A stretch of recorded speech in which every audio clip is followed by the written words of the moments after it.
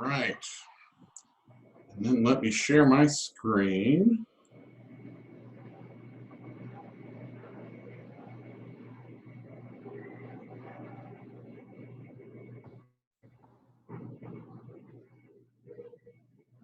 All righty. So, welcome everybody to this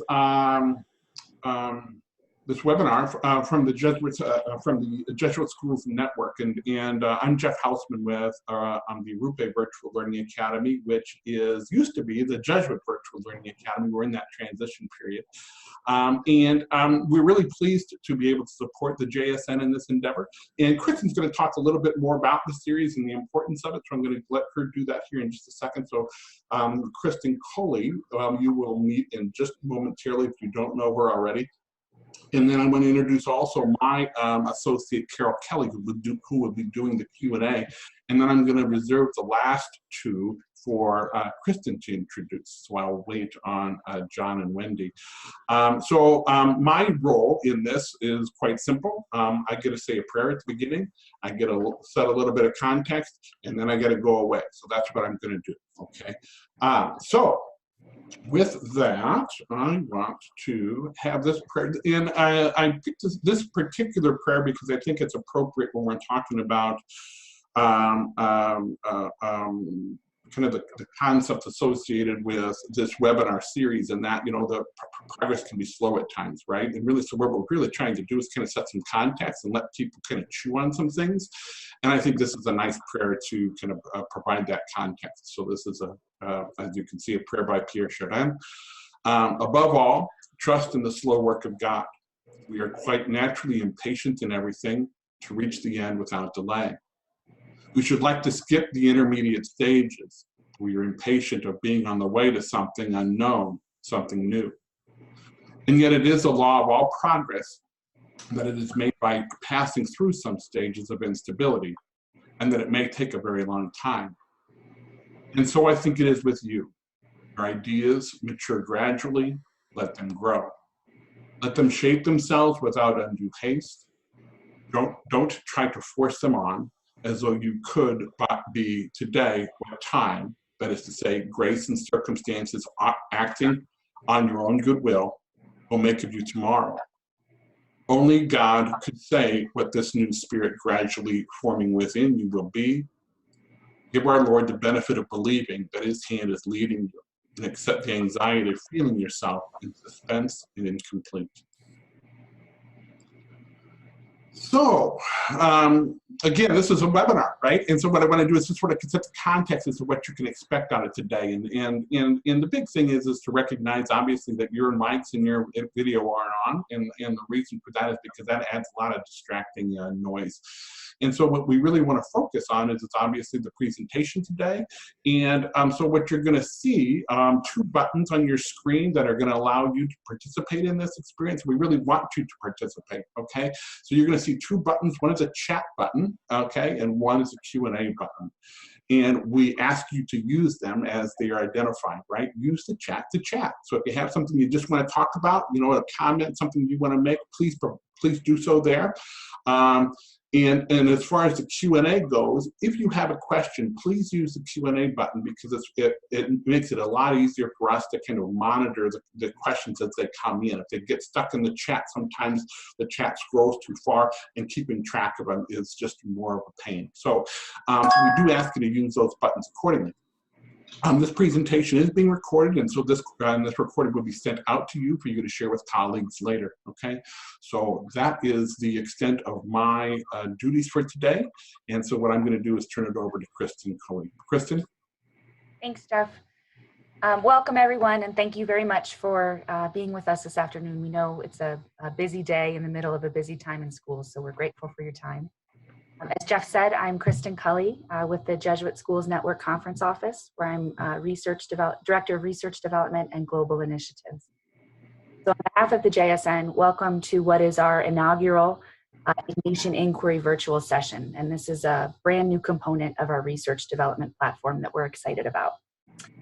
At the JSN, we're eager to encourage a spirit of inquiry across the many layers of our work in Jesuit education. And we envision our particular brand of Ignatian Inquiry to be defined as the art of inquiry as seen through our Ignatian lens, questions and exploring issues that matter in our schools through the frame of our shared Jesuit mission. Many of you are familiar with the various events and programs supported by the JSN, where we have the opportunities to connect across schools with fellow educators. Programs like our seminars in Ignatian leadership, our many cohort gatherings, and our colloquium that's held every 3 years coming up this summer in Chicago. Opportunities to connect in person provide exceptional means to branch out of our own worlds, our classrooms, our offices, and our halls, learn about the work in other schools and the programs that are going on across the network. The idea of these Ignatian Inquiry virtual sessions is that we will carve out space to connect virtually in the time in between our many in-person gatherings. We want our Ignatian Inquiry sessions happening more than every 3 summers at the colloquium. And with the support of JVLA, Arupe Virtual, we will be able to meet virtually in this space to share, to learn, to talk about all of the good work that is going across our schools in North America. So hopefully this will become a space for conversation about the work going on across the JSN. Inaugural webinar, we'll hear from Wendy Schmiedler, English Department Head, and John Horty, English teacher from St. Ignatius College Prep in Chicago, as they share their experiences working on a revised portion of the 12th grade English language arts curriculum. Wendy and John will share their experiences in designing the senior seminar around the graduate at graduation with 4 curricular units, saying from an examination of oneself and home, community and city, in this case Chicago, one's culture and social justice, and one's perspective on self and humanity. And John will examine the implementation and the outcomes of the senior seminar and share their experiences throughout the process. This was a project that they explored in their work in the seminars in Ignatian leadership. So I'll turn it over now to our main show, Wendy and John, to properly introduce themselves and to share their learning. Thanks, Kristin. Go ahead. Thanks, Kristin. So as Kristin noted, I'm John Horty, and this is my 6th year at St. Ignatius College Prep here in Chicago, Illinois. I had been teaching in Los Angeles. I taught for 7 years in Los Angeles, and I got into teaching through Loyola Marymount University's Place Corps, essentially their spinoff of ACE at Notre Dame. And Wendy and I started, and Wendy restarted in 2013 here at St. Ignatius. So thanks, John. I'm Wendy Schmiedler. I currently serve as the department chair at St. Ignatius. I started teaching at St. Ignatius in 1999. Sounds like a really long time ago. I took 6 years off to be with my family. I have 4 young kids, and came back 6 years ago. Prior to that, I taught in Washington, D.C. I started teaching through the ACE program. I was in the first class of ACE teachers, if anyone is familiar with that program. And then I worked for a few years on the administrative team with the ACE office in Notre Dame. So I came back 6 years ago and restarted with John, and we've just kind of created a good working relationship, friendship, and started seminars at the same time. So I'm going to kick it back to John to kind of explain how we landed here with this project. Yeah, so the Ignatian Inquiry Project, as I understand it, was called we were in the middle of the transition from the seminars from 3 years to 2 years, and it was originally the Back Home Project. And then as it's become the Ignatian Inquiry Project, both Wendy and I were trying to determine what we would like to explore here at St. Ignatius. And we had the timing of our entry into seminars had coincided with the development and implementation of a new course for our seniors, a 1 semester elective. And so we just thought, this is the kind of process, doing the inquiry into what's worked, what hasn't, where we want to take the course, is the sort of project that we would hope that we would be doing anyway as teachers and as our sort of best selves as teachers. And this presents a formalized process and an opportunity for us to undertake that review together and then also to present our findings. And so the confluence of events that has allowed this to happen is sort of remarkable, but it just arose organically from the different opportunities and the timing of everything that was happening with both the course and with seminars themselves. So I'm going to let Wendy run you through where the course came from and our curriculum review and all of that. As John said, it was kind of a happy coincidence that we were already starting this work anyway, and the Ignatian inquiry and our work in the seminars really helped us, I think, be more reflective and give attention to how the course was coming together in a way that maybe we wouldn't have been as attentive if we didn't have the tools that we were learning, for sure. I think that's completely. And help from Kristin and others to remind us to kind of advise us on how to look at what we're doing. So to back up, when John and I started in 2013, we were in the midst of really overhauling and doing some significant curriculum review of our freshman, sophomore, and junior curricula. So we have a pretty traditional course scope and sequence. So we have world literature freshman year. We do not ability track. All students take world literature. Sophomore year, they take either American literature or American studies, which is a cross-curricular class taught with history. Junior year students take British literature. Our senior year students can either take AP literature for the year, or they put together 2 semesters of 1 semester electives. So we like our senior program. We liked our senior program. It was very popular with students, but we hadn't really reviewed it in memory. No one could really remember when was the last time we had taken a look at that. So in the summer of 2017, just as kind of a healthy practice, we said we needed to look at, we asked for some time to look at our senior curriculum. What grew out of that, we studied what other schools in Chicago were doing, Catholic schools. We actually looked at a lot of course descriptions and curricula from Jesuit schools across the network. We found online and tapped into a lot of your course catalogs, probably some of you who are sitting here. And found a lot of us do the same thing. We have these 2 semesters of senior electives. What we were finding, however, was that a lot of our courses were very teacher specific, and a lot of teachers who had created and had been teaching certain courses were no longer with us. We also had 16 courses that we were offering, and so we were kind of diluting, I think, some of our interest pools. So long way of saying, and you can jump in here, John, we also wanted to make sure that our students were getting a robust senior year and that we were completing the vertical alignment of skills that we had strongly built into the first 3 years of our curriculum. And one of the strengths of the class, I think, too, is that it facilitates collaboration. Yeah. And I know Wendy's, you'll take it right there, but when all of the teachers were teaching those individual courses, there was usually only 1 section or maybe 2 sections, and so we didn't have the same formalized process by which one would meet with the level team for 10th grade American Lit and meet regularly every 6 days or whatever the schedule might have held. And so it has, I think, from what I'm seeing, it has really improved that collaboration at the 12th grade level too. So what came out of this summer curriculum review was that we decided as the team of us, and there were 6 of us of varying levels of experience in the school and just teaching experience in general, we proposed to the administration that we wanted to change the senior year so that students either took a year of AP Lit or they took 1 semester of senior seminar and paired that with 1 elective of their choice. So we presented that to our leadership council. That course was approved, and that was in the email that was sent earlier today. You can see what we proposed in the fall of 2017. We then met again once we got the green light to make this happen.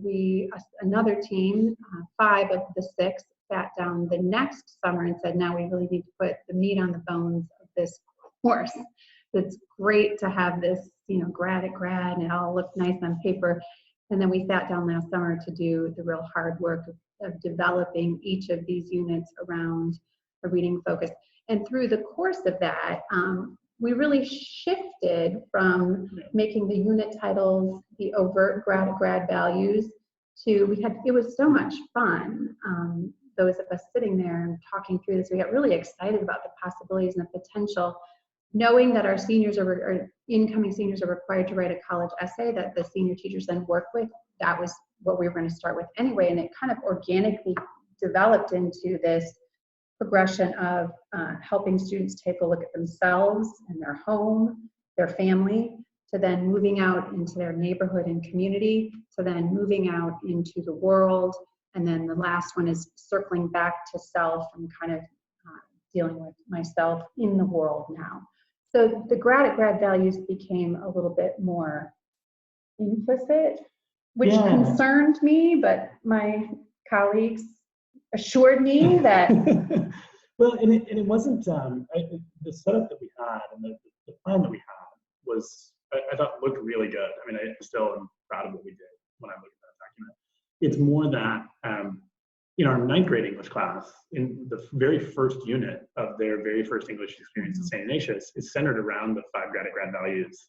And so we at the 9th grade level had felt several years back we needed to make those explicit because we had students coming in from all over northern Illinois and Indiana, and so we wanted to make sure that everyone understood what those were.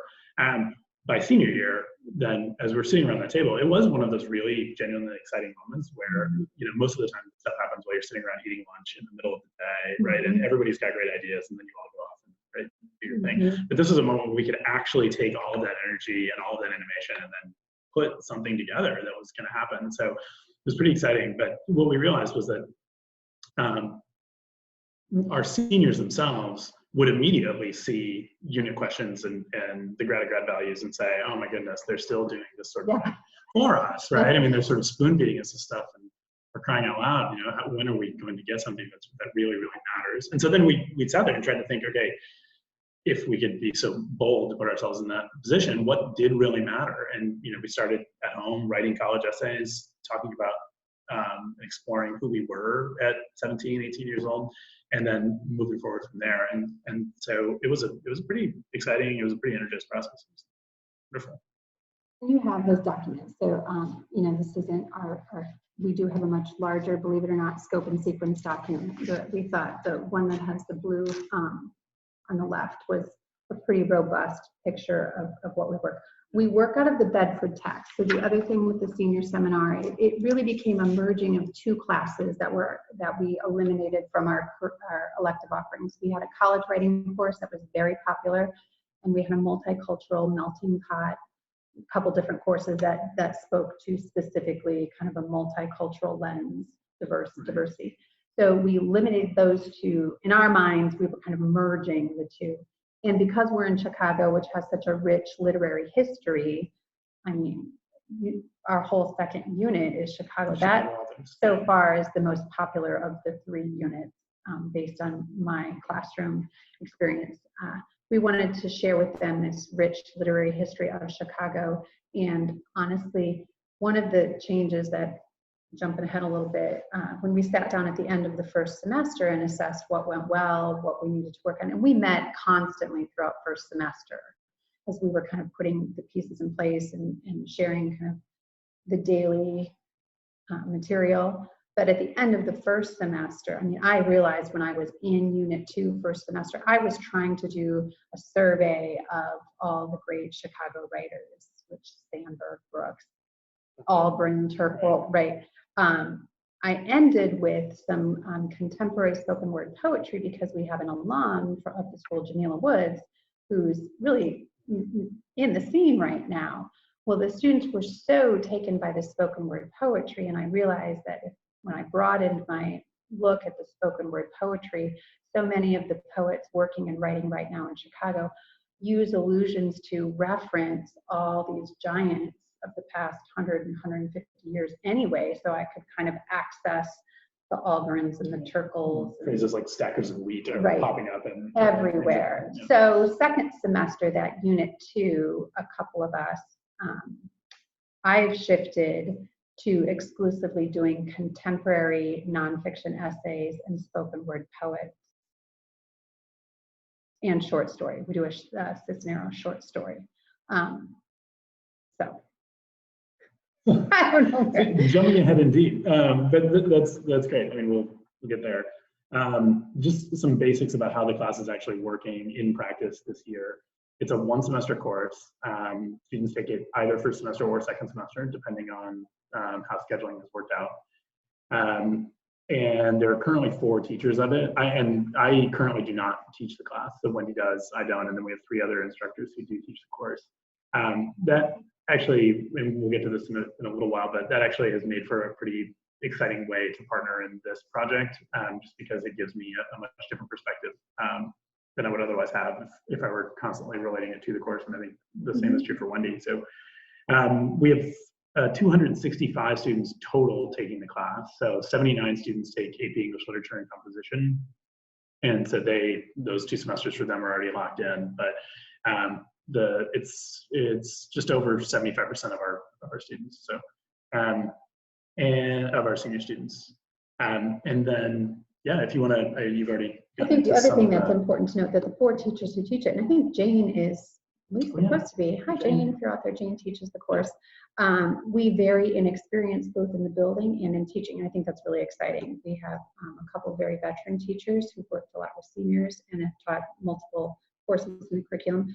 Myself, mid-career-ish, and then we have a teacher who's newer to our school, who's in a doctoral program and has a lot of really exciting ideas and input, has really helped shape that as well. So I'm excited that we have a range of experiences and ideas in the teachers who are teaching. Very good. So the launch, yeah, we launched it first semester. We kind of muddled our way through it. It was actually pretty good. The 4 units. So as you can see in the handout, we have a reading focus and we tried to vary the assessment. So unit 1 is the college essay, unit 2 is the Chicago Lit, and it ends with they have to write a written essay and an essay of example. We use the Bedford Reader. I don't know if any of you use the Bedford Reader. It's a college level text. It has a number of chapters on specific types of essays, and it includes so many readings, professional and student samples, with then questions about those. So it's a great text that we used in our college writing class. So we kept the Bedford Reader as our core text and then supplemented around it. As I said, second semester was community and Chicago. That culminated in an essay of example. They had to respond to what about my city makes me proud, and or what about my city concerns me, and cite examples.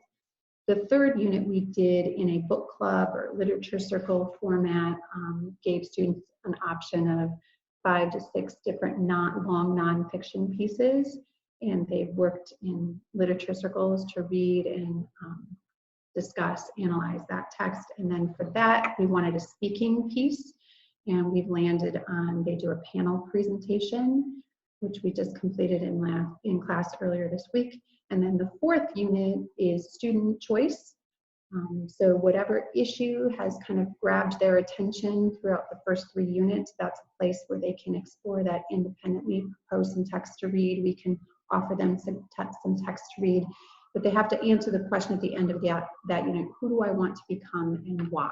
And our hope is, and again, I was concerned about this, we really want them, we're hoping they're going to speak to what about the 4 years and or the course has kind of impacted their answer to that question. It's modeled actually somewhat. John teaches AP Lit, and the AP Lit teachers have a summative assignment. What does it mean to be human? What does it mean to be human is the central question for the course. Yeah, right. And they're wonderful projects to witness, and we wanted to give all of our students an opportunity to kind of have that final reflective moment as well. So that's kind of the sequence of the 4 units. As I said, we met regularly as a team throughout the semester, and then had a big meeting at the end of the first semester to see, okay, we did this once, what do we want to change for second semester? So we brought in a couple things. We changed that second unit to be much more contemporary focused. We found it was overwhelming to try and cover this range, and we were responding to student interests. They were really drawn to and responding to the spoken word poetry. I was at a couple of those meetings, and it did sound like that in and of itself was almost it was having far too much of a good thing. There's too much from Chicago for the unit to actually hold, and so it sounded like we simply had to make some hard decisions about the curriculum, but it sounds like those decisions were spot on. So and then it was exciting to see us being willing to go with what students were responding to and what we knew was going to move them into Unit 3 well. And then we also decided that second semester, and this is coming from our work in the seminars as well, we decided to layer in real consistent review. So at the end of each unit, I send out surveys. All the teachers send out. I create them and send them out, and we put those guiding questions, and then have them respond 1 to 5. What's mine? Number 1, I didn't learn anything at all. I didn't learn anything new about myself or gain a deeper understanding. To 5, I learned a lot. I gained helpful new insights into myself and my beliefs. So for each guiding question, they had to pick a 1 to 5 and then give us some commentary. And then John did another little bit of research. Right. So then I had organized and facilitated 2 focus groups, and the students were identified by the 4 instructors themselves. And so my question to them was simply, can you give me a list of 5 to 6 students who you think would provide an important insight into the class? And I sort of left it at that. Wanted my colleagues to have the freedom to determine, in terms of both who would be very participatory, but also who would bring insights that perhaps we wouldn't anticipate, or who would give feedback that would be honest and valuable. So it was exciting to be able to just see who was on that list of possible participants. I had taught a number of them when they were in either 9th grade or 11th grade, and so it was a neat way to reconnect and see where they were at this point in their career as well. So we had 2 focus groups in early February, and a couple of things surprised me. One, they ate virtually none of the food that we provided. We used food as bait, and that was the first thing that I listed was what will we do? And the first one was eat pizza. Most of it went uneaten, but they did love carbonated water. So, but the other thing that surprised me was just how excited they were to talk about the course. And so certainly there's a range of personalities, right? And some people were very excited and some people weren't, but the kinds of feedback that they provided, I think, will be great food for thought as our team moves forward into the 3rd semester of the course's existence here in the fall. And so I just want to give a smattering of some of their responses. I certainly do not want to read this large list of everything that I was typing while they were speaking, but when they wrote their college essays and memoirs, I think one of the funny things that emerged from them was that they really enjoyed the New York Times sample college essays, and they said they were great. They were brilliant. They were wonderful. Some of them expressed doubt that 17-year-olds or 18-year-olds had written them, and I assured them that they had. And then they said, but we want to see some from people who are more boring like us. And quite rightly, I understood. I mean, I wasn't having these dramatic experiences myself when I was a senior in high school, and I wouldn't have been able to write about something like that. And so it was just one of those moments that I thought was quite useful going forward, right? To remember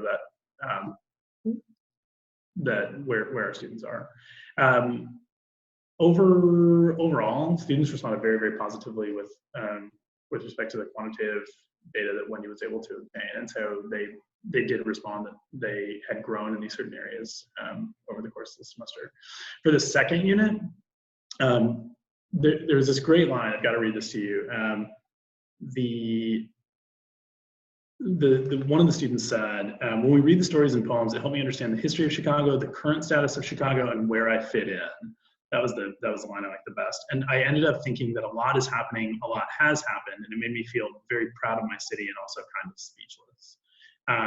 And it came from a student who I said very little throughout the rest of the focus group. So I got the sense that there really were the kind of impact that we were hoping that we would provide an opportunity for students to have, or the kind of experience that we were hoping to provide an opportunity for the students to have, did indeed happen. And context is important. You have to remember that in Chicago, first semester, we also had the Laquan Mcdonald trial.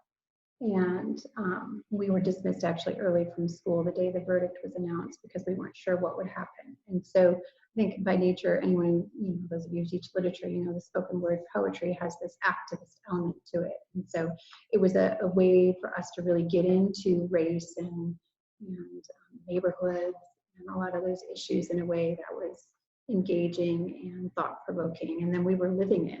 Did students want to discuss the trial and the verdict? And I don't know if they wanted to discuss the trial. That particular? I don't know if they wanted to discuss the trial and the verdict, but we couldn't really ignore that it was in the ether. Right. And when we're reading Jamila Woods, who's not that much older than they are, and who's from, a predominantly white neighborhood. Well, she's from Beverly. She was living it. So it was, and I had 2 students in my class from Beverly. One was white and one was black. So Okay. They were comfortable enough by that point in the semester that we could have some challenging conversations via the literature. Great. I mean, it was happening. Yeah, We were being it sent sounds- home. It was every day. We're like, Sure. the verdict could come today. The verdict could come today. We're going to get up. So. So I think a lot of them didn't realize what was going on in their city. Really, really. Right. And I mean, a couple of other students in the focus groups definitely said, I come from a suburb. I mean, they come from a suburb that you would expect in a movie in the late 80s or early 90s, right? And they said, this has really forced me to think about the city in different ways, just in terms of what the city actually looks like and is. So I think that was pretty powerful. There was for the third unit, for the panel presentations, the students were pretty fired up about their opportunity to take on the role of a character from the text. But there were a couple things that students articulated that stood out to me that I wanted to also share with you. And one of the students said, a big point of this unit was moving from the I to the we position in the world. He had read Evicted with his group. And then they read another text, The Sixth Extinction, is what it was, and the other Westmore. And he just said he realized how many problems there are in the world, how many people face them, and even though people aren't broadcasting them to this international audience, they still exist. And then this last line it was particularly powerful for me as an educator in a Jesuit institution. He said, I realized all these things, and there's something I can do about it because we've gained more knowledge about the things that are happening, which I think for many of us captures, what we hope our students walk away with. Right? And then so Wendy was speaking to the presentation that students do at the end of their AP literature course. For many people in that the unit 4 in senior seminar, that took the form of a TED Talk. That was an option. And so that was an option. Okay. And so some of the students said that this was also an incredibly powerful experience for them too. They had quite a bit of free reign to work with the TED Talk in whichever ways they wanted. They took it in a variety of directions, and they were the one up there facilitating the conversation. I think was what I took away from it. So. It was powerful. It was powerful to hear them talk. I would love to do these focus groups with other classes as well, or have you do them have other people do them for my class, because I think there's this element of the students did seem fairly open to sharing in a way that I don't know that they would have been had they actually been in my class. Even though the semester would have ended, the grading period would have ended, still there's that dynamic that's left over. So anyway. Mindful time, where are we going? We will, assess again at the end of the second semester. If John's willing to do focus groups, that'd be awesome before they graduate. So I think we can do I'm figuring out how to tease out better information from the unit surveys, which is helpful. And I guess just one final observation I had, we didn't imagine this necessarily from the start of being a contemporary literature course, but one of the surprises that I've liked is that so much of the rest of our freshman, sophomore, junior curriculum is really survey. We don't read a lot of contemporary literature outside of the other electives. So that was an organic void that I think we ended up filling. We are considering moving to the Norton Field Guide to Writing with readings in a couple years. So that's a potential. We like the Bedford. Is there a way to work with the text? We're having our underclassmen purchase that text, so we're wondering if there's a way to shift text. I know other schools, Seattle Prep has a bigger capstone project than we do here, and so just the one course. So I am excited this summer, maybe at Colloquium, to pick the brains of other people at other schools, maybe some of the people listening who are doing something similar. Or, I mean, if we could bring this outside of the English department, that would be really exciting. We have a lot of crazy stuff already with the drop cascade schedule and change in a religion curriculum. Our science curriculum's changed, so we're not there quite yet, but I think there's a lot of interest outside the English department to somehow integrate this even more broadly. So, I mean, I think. Yeah, one of the students, one of the remarks that one of the students had was that the course had helped her understand that everything's connected. And then she specifically cited several other courses she was taking, right? And so it did get me thinking about what one of our colleagues is often referred to, the department silo, right? And she was making that connection. It sounded like the course itself helped her make that connection. But, I think we're always trying to move in that direction. Questions? Yeah. This is where Jeff comes in with questions.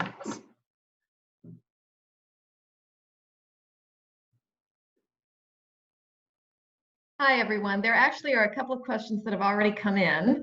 Welcome, everyone. It's nice to see you. First time I'm speaking up. The first question that has come in is, what does the day-to-day schedule of Part 4 look like, especially for second semester seniors? I think the person is trying to understand, how the schedule works with all of the innovations that you've created for the program. So like the day-to-day execution of the class, is that, so we always start with, not always, we can kind of structure this however we want. We're coming off the panel presentations in Unit 3 where they've had some choice as a group to read a book. So this involves, I guess, the launching of Unit 4 is doing some journaling about what have they heard or what have they experienced so far in the course that they are being drawn toward, what issue. And then, it's a lot of individual conferencing, but sorting out how they're going to pursue additional readings in that topic. They really need to, by the end of the unit, when they're presenting, it has to somehow be apparent that they have explored their issue robustly. That needs to come through in the final presentation, be it a TED Talk, be it a letter to self, be it a valedictory address. So yeah, it's a lot of one-on-one. It's very independent. The last 3.5 weeks are very independent. How do we do that? I don't know. This is the first time we're doing it second semester, and I just finished Unit 3 yesterday. I think you have a better audience first semester, right? Because they're still applying to colleges or know that those first semester grades count. So I don't know, wish me luck. But it's by this point, that's what I experienced last semester, and again this semester, is the community that we build in class is so strong. My last semester group, I had such a range of life experiences, and they had just come together in such a really awesome, supportive way. So as far as keeping them in line, I'm not honestly that worried about it. They know they have this final piece. They understand our expectations for high performance. And we have a great library staff and access to, so they help us out as well. So let's talk to Mrs. Hickey and see what she might recommend for reading. And and we do have a huge document full of links and we brainstormed last summer kind of different categories of issues or ideas that students might be interested in. So we have a huge bank of resources, if that's explaining. I think it does. The follow-up question was about the way, is the semester typically shorter for them, how you make those adjustments. So I think you explored that a bit. Do you change the way seniors experience the course since it's a shorter second semester for them? Our school actually works really hard to make semesters equal. They're about a week short. But seniors end earlier. Yeah. So seniors. Yeah. So usually the second semester is a certain number of classes longer. I think we do work really hard to do that, but seniors are leaving a little early anyway, so it's more or less equal. Yeah. So I don't think it's had a significant impact. But we Not a do, significant. yeah, but the first assignment for second semester, since they've already done the college essay, we change, it becomes the college essay, then second semester becomes a personal narrative. And that is another one that we're thinking about next year, even making a memoir to push them just a little bit further outside. Same gist, but a little different twist on it. Memoir sounds really interesting. So if that, hopefully that answered the question. If not, feel free to type a little bit of a follow-up to the question. I have one to pose that came in prior to your all being online that is really intriguing. And it's, when pressed for an answer, would students describe this as a reading, a writing, or a discussion course? Where do you think the students center that core component of what the course is? Makes me wish I would have pressed for an answer and actually asked them directly. I don't know. What would you? I saw that question, like, I'm going to add that to our exit survey. It's interesting. I wonder if they would answer it differently at different points in the semester. We intentionally load the front part of the semester with more of the heavy writing instruction. And some of the feedback I've been getting on the unit surveys is, I may not be learning a whole lot more about myself, especially second semester, but I am learning a lot about writing. So I think early in the semester they would say that. I think this week after the panel presentation, I don't know if it would be discussion, but speaking. It's a great question. And one of the things I don't know the answer to. One of the things that I wonder is whether or not the course itself allows students to plug in where they feel most comfortable, or where they want to spend more of their intellectual energy. I mean, in the focus groups, I had a number of students who were more than happy to talk all afternoon, and were very skilled at speaking in front of their peers, speaking to me. But there were clearly students there who were much more comfortable putting their answers in writing, and one student actually did send me a follow-up email. And so I don't know. It seemed to me that one of the strengths would be that that the class itself is providing so many different opportunities that students are able to lock in where they want. I would hope at the end of the day they would say it's a communication course. However you're doing it, you need to be able to articulate thoughtful ideas that are grounded in substance, which is why the fourth unit, I had a pretty introverted group last semester, but strong. My class, I had more students choose to do a written final assessment than some of the other classes where I know there was a preponderance of TED Talks. I could tell pretty early on that this wouldn't be a group super excited about giving a speech. I have, there's questions coming in, so forgive me for interrupting. I just want to make sure we get to them. This is a question from, I won't be able to pronounce his last name probably correctly, Mark Diashishin, maybe perhaps, who thinks it's an amazing initiative. He's really impressed with the program. He has a very broad question, he thinks, which is, what's been the biggest challenge so far in terms of logistics or implementation, etc.?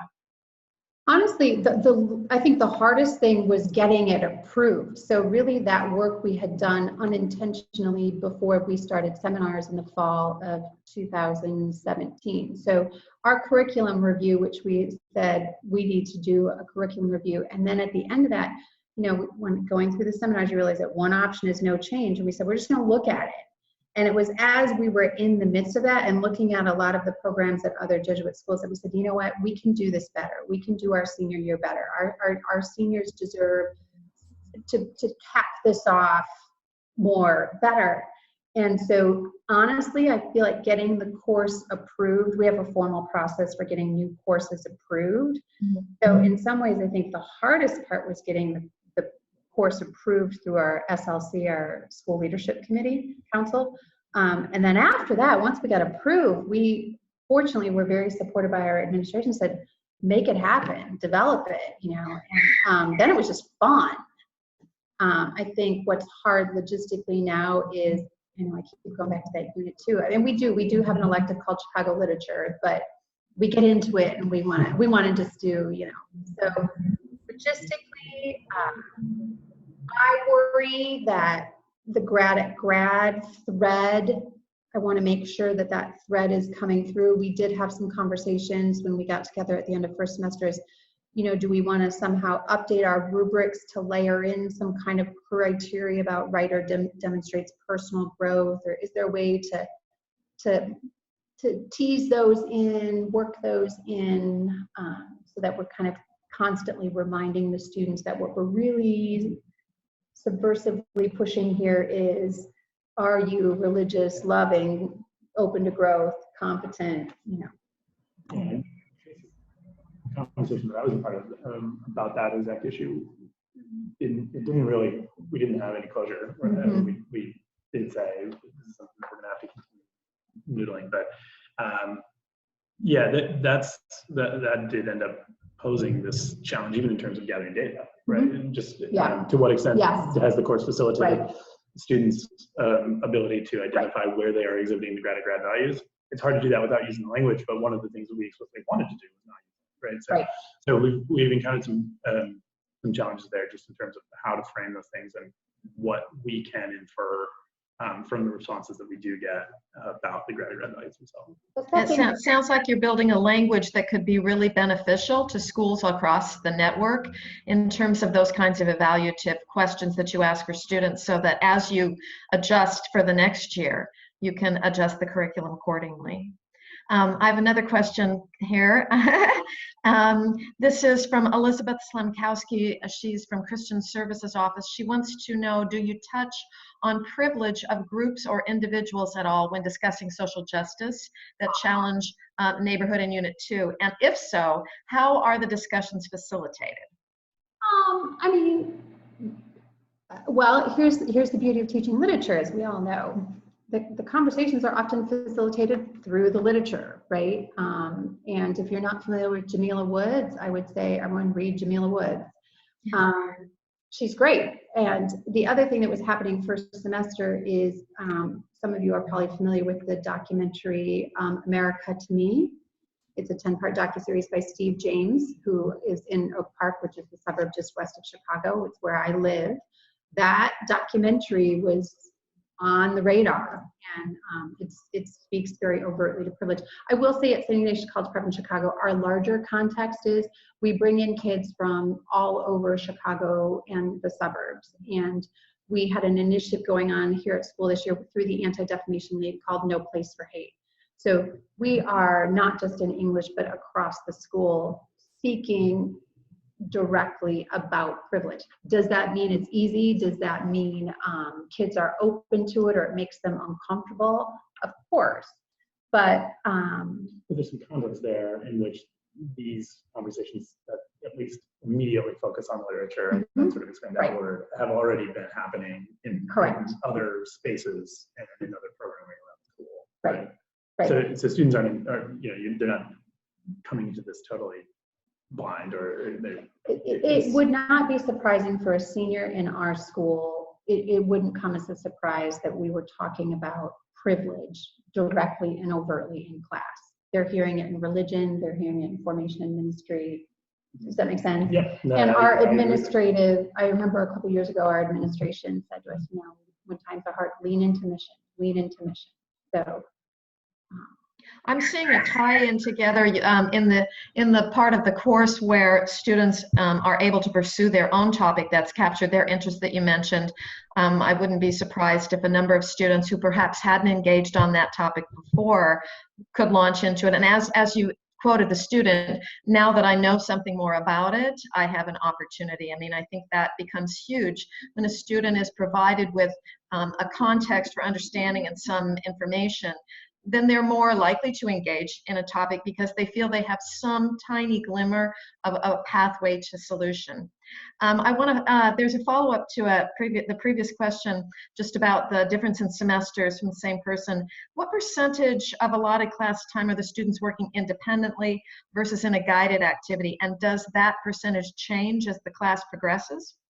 100%, yes, and that's by design. So, by the third unit, they're working in small groups, and we do everything through a Google Doc. So it's pretty well developed, a lit circle. They submit at the beginning. I'm checking all the work, and then I'll join the groups and kind of just tag in, traffic direct a little bit. challenge maybe some of the groups that I'm not sure getting at the issue in the way that is meaningful. But certainly by the fourth unit, we're also preparing them for college, and teachers, college professors aren't picking up daily homework. So we say that, you know what you need to do. We hope our instructions and materials are clear, and percentage of an individual class, I would say in Unit 4, over 50% of it is students working independently in some capacity. Is that helpful? I actually have a question of my own to pose, and that is, after many years of teaching public speaking and lots of different kinds of alternative assessments that can be done, who's their audience? Is it primarily the students, or is it opened up? Who's the audience that comes to those presentations? Presentations, and I invite, if they don't know, I'm from a great books background, so my final exams were always oral exams, and I would sit in front of my professor and a professor in the department who did not teach me, and the other professor got to ask all the questions. So I play a little dirty trick on them. So for the panel presentations, they have to do a 1-minute visual introduction to the social justice issue their book addresses. They have to give a book summary. Each person then has to introduce themselves in character. And then the remaining 10 to 15 minutes is just fielding questions from the audience. And I invite in other people in the building who I know have some kind of context for the issue. So I've brought in campus ministers, dean of faculty. We have a religious studies speaker who teaches our immersion and consumerism class, Dr. Bolson. They don't know who's showing up. I tell them that I'm inviting other adults from the building. First semester, the students did hidden figures, so I brought in one of the science department chair, actually, who's a woman, and I let our guest ask the first questions and kind of exhaust there, and then I might ask some follow-up, and then it's opened up to the classmates. Great, excellent. I just want to answer a question that's come in from a couple of different places. I know you're all planning to share a document that has an overview of the program. Will that document outline the activities and the tests? I think this person is wondering how specific there may be material provided so that they can really understand in depth the program. You could share it now if you wanted to just reference it. Are we talking about this one that was emailed out? The PDF that went out. The PDF, yeah. The person says, do you have a Google Doc or Word doc outlining the activities and the tests? And can you share the unit overviews?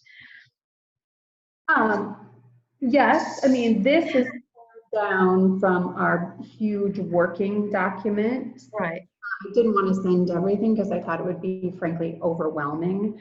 But, we have a live Google Doc where we are kind of populating the If you tell me who it is, I'd be happy to communicate with them. I know I have all the questions here, so I can forward them to you. But people are obviously really interested in it, and I would say you probably can't provide too much information. Yeah. I mean, I was worried, honestly, that this would be like, whoa. Yeah, there's a lot more. I think I've combed my way through the question. If someone else out there has another question, please feel free to type it, but I want to just throw the floor open to our panelists for anything further that you want to make sure you communicate. We have about 6 minutes left, and we'll stop at the hour, but if people want to stay online and have questions after the hour, that's fine. We'll be around to engage them, but in the last 5 minutes, just like to give you an opportunity to tie up or throw in last words you want to make sure you get across to the network before we close.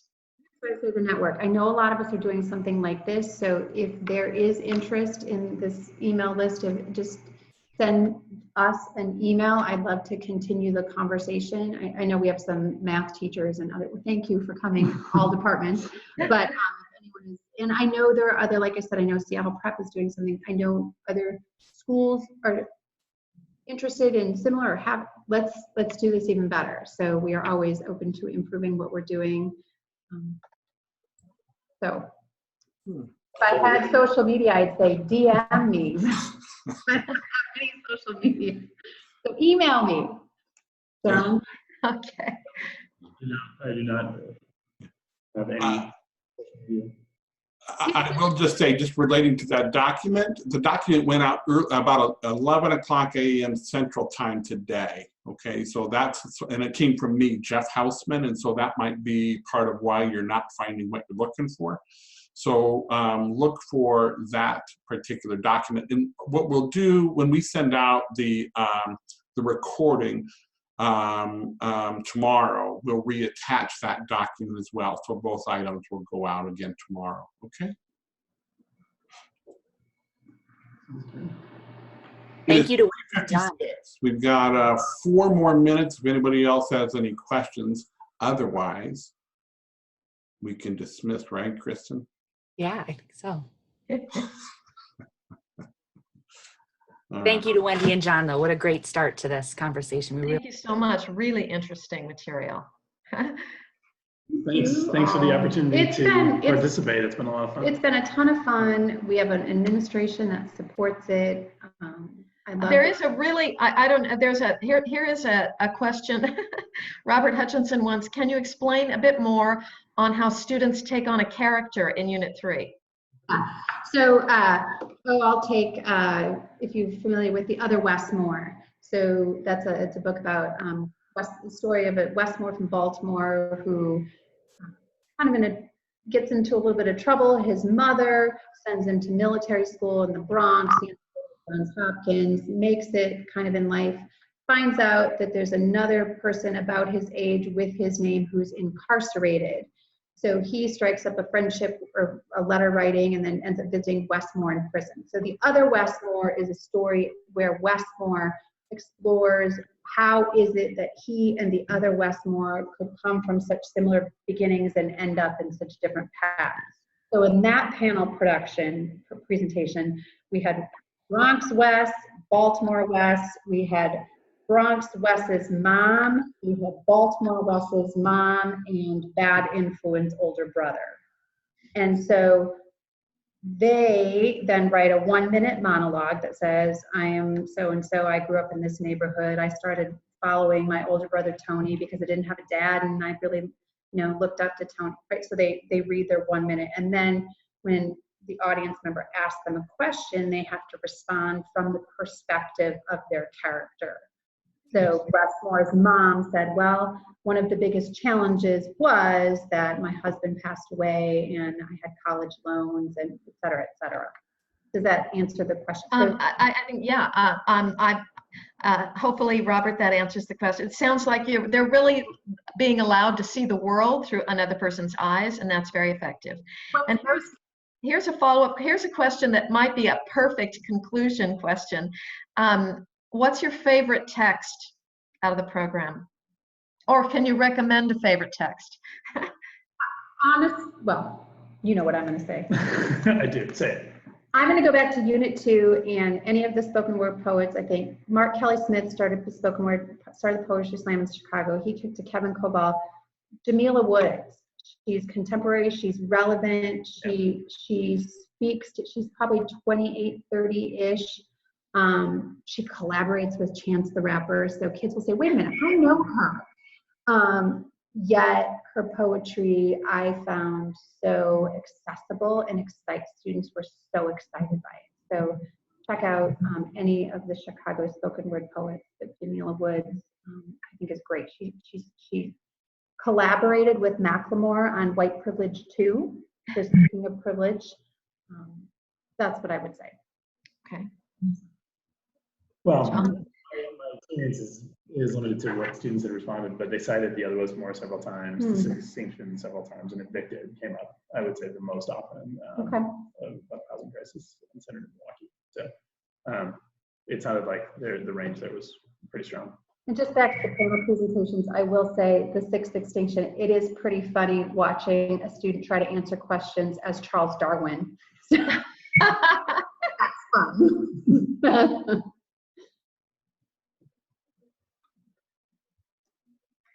Kristin, you need to unmute your mic.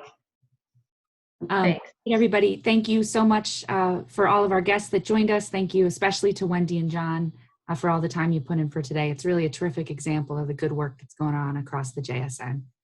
So thank you. Have a great rest of the day. Take care. Bye.